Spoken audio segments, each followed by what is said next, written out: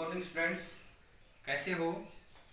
आइए आज हम मैथ की क्लास शुरू करते हैं, जिसमें आज हम पढ़ेंगे चैप्टर थर्ड 10वीं क्लास का।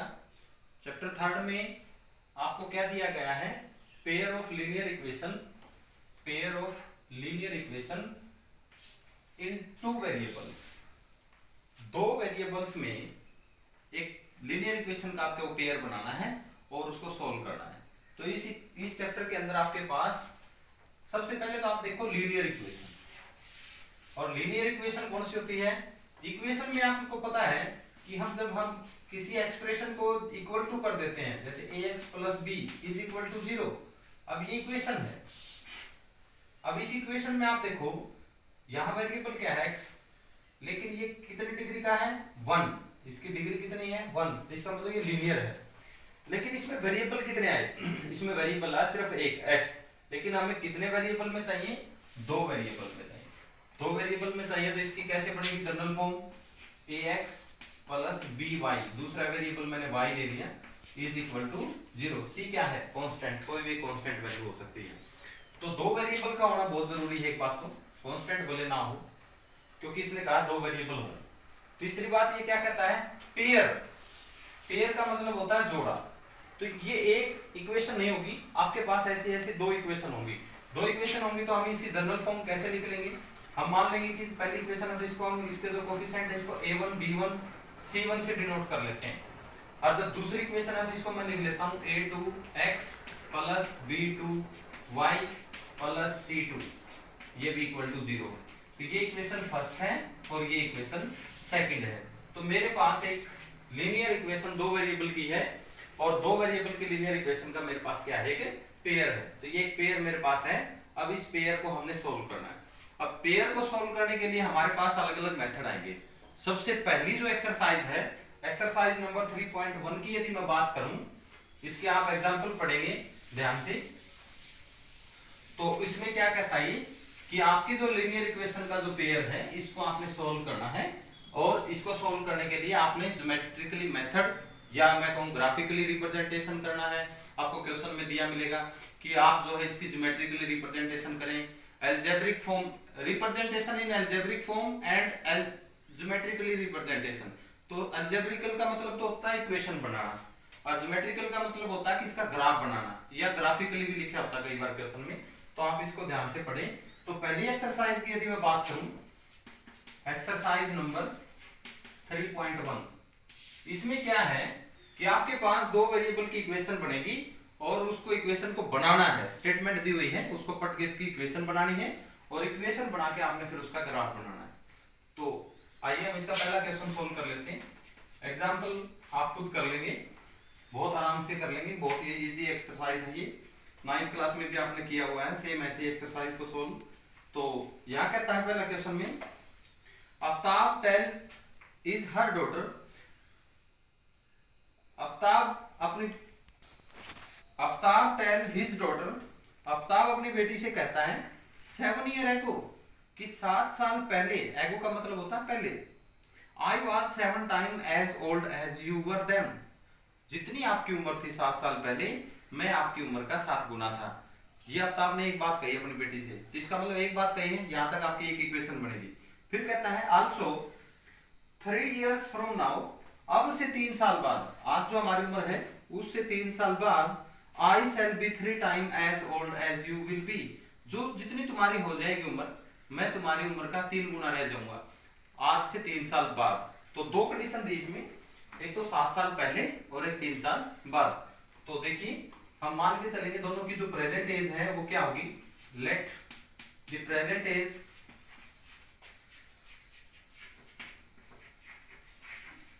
ऑफ आफ्ताब, जो आफ्ताब है उसकी प्रेजेंट एज है x इयर्स, और let the present age of her daughter, उसकी जो डॉटर है उसकी उम्र मान ली हमने y इयर्स। अब देखो दो वेरिएबल की इक्वेशन है तो आपने एक को x मान लेना और दूसरे को y मान लेना, अपने आप दो वेरिएबल में इक्वेशन रिड्यूस हो जाएगी। तो इसको हम सोल्व करोगे अकॉर्डिंग टू क्वेश्चन। पहली कंडीशन में उसने क्या कहा था आफ्ताब ने कि 7 साल पहले, ये तो प्रेजेंट एज है दोनों की, तो 7 साल पहले की यदि हम बात करें तो अफ्ताब की उम्र कितनी होगी 7 साल पहले, x माइनस 7 ईयर्स। आज 7 साल पहले की बात करें तो माइनस करेंगे, उसकी बेटी की उम्र भी तो छोटी होगी 7 साल आज से। अब क्या कहा उसने कि मैं तुम्हारी उम्र का 7 गुना था 7 साल पहले, तो इसलिए हमने उसकी बेटी की उम्र का 7 गुना कर दिया। 7 साल पहले वाली उम्र का 7 गुना करना है, कभी आप इस उम्र का 7 गुना कर दो, तो x minus 7 is equal to, इसको मल्टीप्लाई करेंगे तो 7y और माइनस का 49, इसको सोल्व करेंगे, वेरिएबल एक तरफ माइनस 7y, इसको उस तरफ लेंगे तो माइनस का 42, ये आपकी इक्वेशन फर्स्ट बन गई। इसी तरीके से अगेन अकॉर्डिंग टू क्वेश्चन, अब क्या कहा उसने कि 3 साल बाद, ये 7 साल पहले की बात थी, अब 3 साल बाद की बात कर रहे हैं, 3 साल बाद उसकी उम्र क्या हो जाएगी x प्लस 3, और उसकी बेटी की उम्र कितनी हो जाएगी y प्लस 3, 3 साल बाद बढ़ जाएगी दोनों की उम्र। अब कितनी रह जाएगी 3 टाइम, इसको मैंने मल्टीप्लाई क्यों करा 3 से, क्योंकि ये उम्र में छोटी है, ये उम्र में बड़ा है। अब दोनों को मैं क्या कर रहा हूँ, इक्वल कर रहा हूँ, इक्वल कर रहा हूँ, तो इसलिए मुझे इक्वल बनाने के लिए क्या करना पड़ेगा, या तो इसको 3 से डिवाइड करें तब इसके बराबर आएगा, या फिर हम इसको 3 से मल्टीप्लाई करें ताकि अब इन दोनों की उम्र सेम हो जाए। तो मैंने इक्वल किया इसलिए मैंने इसको मल्टीप्लाई किया, तो x plus 3 is equal to 3y, इसको मल्टीप्लाई करेंगे तो कितना आ जाएगा प्लस का 9, इसको इस तरफ लेंगे तो क्या बन जाएगा x माइनस 3y और इज इक्वल टू 6, ये इक्वेशन सेकंड। ये आपकी दो इक्वेशन बन गई, एक इक्वेशन ये है और एक इक्वेशन ये है। तो देखिए दो इक्वेशन का एक मेरे पास क्या आ गया, पेयर आ गया। कैसी इक्वेशन है दोनों, लीनियर इक्वेशन है, क्योंकि दोनों में वेरिएबल कितना है 2 है और दोनों वेरिएबल की डिग्री क्या है, हायर डिग्री 1 है, तो इसलिए दो लीनियर इक्वेशन है। और इसलिए अब हम इन दोनों लीनियर इक्वेशन को क्या करेंगे, ग्राफिकल रिप्रेजेंटेशन कराएंगे। तो इसलिए अब आप इसका ग्राफिकल रिप्रेजेंटेशन करने के लिए आपको क्या चाहिए, इनसे टेबल।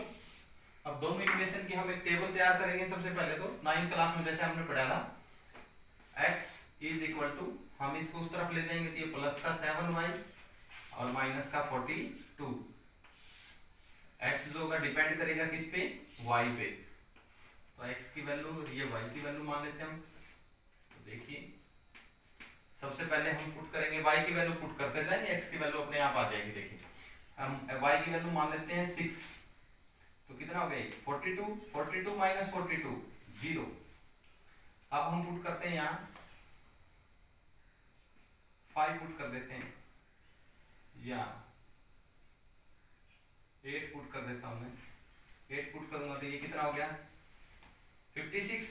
अब 56 में से 42 माइनस करेंगे, 56 में से 42 माइनस करें तो कितना बचेगा 14 बचेगा, तो यहाँ प्लस का 14 आ गया। अब हम पुट कर देते हैं यहाँ, इसको पुट करने के लिए अब हम वैल्यू और ले लेते हैं, यहाँ 5 पुट कर देते हैं, 5 पुट कर देते हैं तो ये कितना बन गया 35 बच गया। ये 35 में से 42 माइनस करेंगे तो कितना बचेगा माइनस का 7। ये वैल्यू थोड़ी सी बड़ी है, इससे आप कम भी ले सकते हैं, बाकी ये सारी सही है। इसी तरह ये ध्यान रखें कि ये वैल्यू करीब रहे, 0, 10, 20 के करीब रहे, ताकि ग्राफ आराम से रिप्रेजेंट हो जाए। इसी तरह इस दूसरी इक्वेशन को देखिए, दूसरी इक्वेशन क्या है मेरे पास, x minus 3y is equal to 6, इसको मैं सोल्व करूंगा तो क्या बन जाएगा 3y प्लस 6। 3y को मैं उस तरफ ले गए राइट हैंड साइड, तो हमारा ये ग्राफ बनेगा। इसकी टेबल तैयार करेंगे तभी देखिए, यहाँ वैल्यू पुट करेंगे। सबसे पहले y की वैल्यू पुट करी मैंने -2 पुट करी दिए, प्लस माइनस का 3, -2 इंटू 3 -6 प्लस 6 कितना बन गया 0। अब माइनस का 1 पुट करेंगे तो कितना बन जाएगा, ये माइनस का 3 और प्लस का 6, तो प्लस का 3। अब हम कितना पुट करेंगे 0, y की वैल्यू 0 पुट करूंगा तो कितना बन जाएगा ये 6। देखिए इस तरह से आप वैल्यू पुट कर लेंगे, नेगेटिव पॉजिटिव कुछ भी, ये आपका टेबल तैयार होगी। टेबल तैयार होने के बाद अब आप इसका ग्राफ आराम से बना लेंगे। ग्राफ बनाएंगे, देखिए ग्राफ बनाने के लिए आप ये y एक्सिस ये x एक्सिस आप लेंगे अपने हिसाब से। ये ओरिजिन रहेगा हमारा, यहाँ x पॉजिटिव है आपको पता है, ये x नेगेटिव है, ये y पॉजिटिव है, ये y नेगेटिव है। अब आप देखो सबसे पहले एक इक्वेशन से एक लाइन ड्रॉ होगी, ये एक इक्वेशन है तो इसकी एक लाइन ड्रॉ हो जाएगी, ये दूसरी इक्वेशन है तो इसकी एक दूसरी लाइन ड्रॉ हो जाएगी, तो दोनों लाइन हम इस पे ड्रॉ करेंगे। पहले इसकी देखिए, अब आप इसमें देखिए सबसे पॉजिटिव वैल्यू एक्स एक्सिस पे कितनी आ रही है दोनों इक्वेशन में, सबसे बड़ी वैल्यू कितनी है प्लस का 14 और छोटी वैल्यू कितनी है -7, तो -7 और 14 दिखना चाहिए। तो देखिए हम क्या करेंगे, इसके 2-2 सेंटीमीटर के यदि भाग करेंगे तो 2 4 6 8 10, ये 12 और ये 14। इसी तरह नीचे दिखाएंगे आप -2 -4 -6 -8 -10। y एक्सिस पे आप देखेंगे, y एक्सिस पे सबसे बड़ी वैल्यू कितनी आ रही है, यहाँ 8, और यहाँ y एक्सिस पे कितनी है सारी नेगेटिव वैल्यू और 0, तो इस पे आप उल्टा बना दिया हमने। इसमें वैल्यू देखिए आप, y एक्सिस की मैंने 14 तक ले ली है, कोई बात नहीं, वैसे मैंने x एक्सिस पे ले ली थी 14 तक, तो x एक्सिस पे लेंगे कितना बनेगा, यहाँ 2 4 8 6 8 10 12, आगे बढ़ाएं इसको 14, और इस तरफ -2 -4 -6 -8 -10, ये x एक्सिस पे है। तो देखिए अब अभी देखिए x की वैल्यू कितनी है, यहाँ x की वैल्यू 0 और y की वैल्यू 6। अब देखिए x की वैल्यू 0 थी होगी भाई, और y की वैल्यू 6, ये वाली है, तो ये एक पॉइंट लग गया आपका। इसी तरीके से x की वैल्यू 14 और y की वैल्यू 8, x की वैल्यू 14 प्लस की ये रही भाई, और y की वैल्यू 8, इसकी सीध में चलेंगे हम, ये हमारा यहाँ आ जाएगा। इसी तरीके से x की वैल्यू -7, x की वैल्यू -7 लेंगे तो ये 4 हो गया, माइनस का ये 6 हो गया, ये माइनस का 8, तो इन दोनों के बीच में ये -7, और y की वैल्यू 5, y की वैल्यू 5 कहाँ होगी, इन दोनों के बीच में, तो यहाँ से और यहाँ से इन दोनों के बीच में ये वैल्यू है। ये यदि तीनों पॉइंट एक सीध में आ जाते हैं तो आपका ग्राफ सही है, अदरवाइज आपका ग्राफ ये गलत है। तो देखिए तीनों पॉइंट से होती है, एक लाइन पास हो जाएगी, ये ऐसे आपकी लाइन ड्रॉ होगी। ऐसे ही इसको आप रिप्रेजेंट करेंगे, x की वैल्यू 0, y की वैल्यू -2, x की वैल्यू 0, y की वैल्यू -2, ये बड़ा हो गया भाई। x की वैल्यू 3, x की वैल्यू 3 कहाँ होगी, ये 2 और 4 के बीच में, y की वैल्यू -1 कहाँ होगी, 0 और -2 के बीच में, तो ये वैल्यू यहाँ आ जाएगी। x की वैल्यू 6, y की वैल्यू 0, y की वैल्यू 0 तो ना ऊपर जाना हमें ना नीचे जाना, तो ये आपकी वैल्यू। ये ग्राफ आगे जाके कहीं ना कहीं कटेगा, तो इन दोनों की वैल्यू जो है जहां कटेगा वहीं से पता लग जाएगा, तो आपका ग्राफ क्या आएगा, इस तरह से बनेगा। ठीक है, तो आपने इस तरह से ग्राफ रिप्रेजेंट करना है, तो आपने ये ज्योमेट्रिकली रिप्रेजेंटेशन ली और अलजेब्रिकली दोनों तरह से रिप्रेजेंट करना है। आपका ये था पहला क्वेश्चन, समझ आ गया होगा सभी को, ग्राफ कैसे बनाना। पेंसिल से ग्राफ पेपर पे बनाएंगे आप ग्राफ, और उसको कट करके आप अपनी फेज नोटबुक में लगा लेंगे। तो बाकी इसके क्वेश्चन जो है सेम ऐसे ही हैं। कहीं भी आपको प्रॉब्लम आती है तो आप एग्जांपल की हेल्प ले लें, आराम से कर लेंगे बच्चों। तो आज की क्लास में इतना ही, बहुत बहुत धन्यवाद, थैंक यू।